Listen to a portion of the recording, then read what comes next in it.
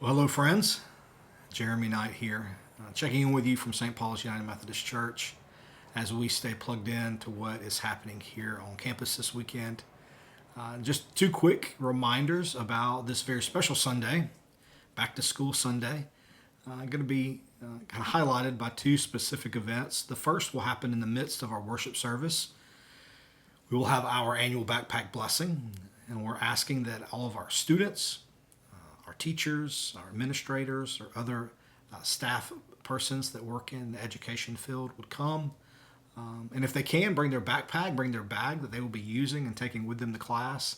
We'll have those there in front of the altar, and we'll say a special blessing, not just over the bags. The bags are simple, right?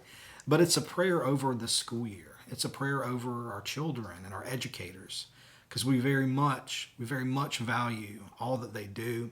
And we take seriously the responsibility that we have as a church of loving and caring for our neighbors. And we value education and value all of you who participate in that pursuit. Afterwards, we're going to have a picnic together, so I hope you'll plan to stick around. Many of you have agreed to help provide either a side dish or dessert or a salad. So thank you. Those that have let us know that they plan to offer those gifts to the community on Sunday. If you want to participate in that way and you haven't let us know, no big deal. Just bring a side dish. That would be great. We would love to welcome that, and that'll add to all the fun and festivities that we'll have and share a meal together after worship. Thank you. If by chance you can't participate by bringing food, that's fine too. Come and enjoy the food that will be offered. All are welcome, and we look forward and welcome you regardless, and to come and be a part of things on Sunday morning. So that'll happen immediately after worship out of the fellowship hall, and I look forward to seeing you all there. A little bit about worship. We have been in this back to school theme for the month of August, and we've been looking at particular things that really relate to this idea of going back to school, and things that we have to do in order to be successful, not just students in the classroom, but us in the school of life, right? Because we are constantly learning and growing.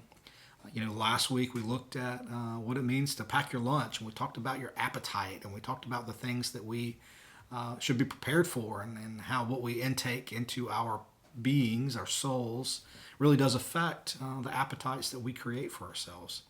Well, we'll switch gears a little bit and take a play on words again and look at one of the biggest challenges that I know that whenever I was later in my educational career as a middle or high schooler, and I'm finding that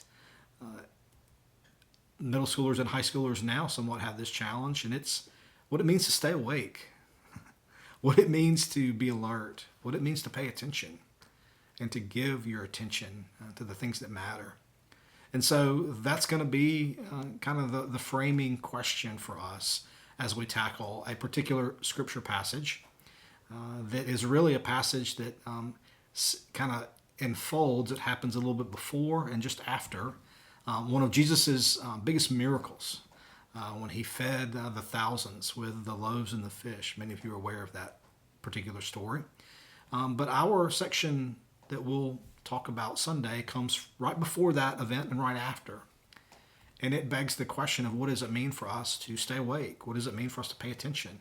Even when we're tired, even when our attention is thin, even when things may not be super easy, but there are things around us that need our attention, and we should be staying awake for those. As people of faith, we need to be re-engaged in that conversation. And so I'm excited about that. I pray that you would come with open hearts, expecting God to speak in really beautiful and powerful ways as we continue our pursuit here at St. Paul's of making disciples of Jesus Christ for the transformation of the world. All right. Have a wonderful remainder of your week and weekend.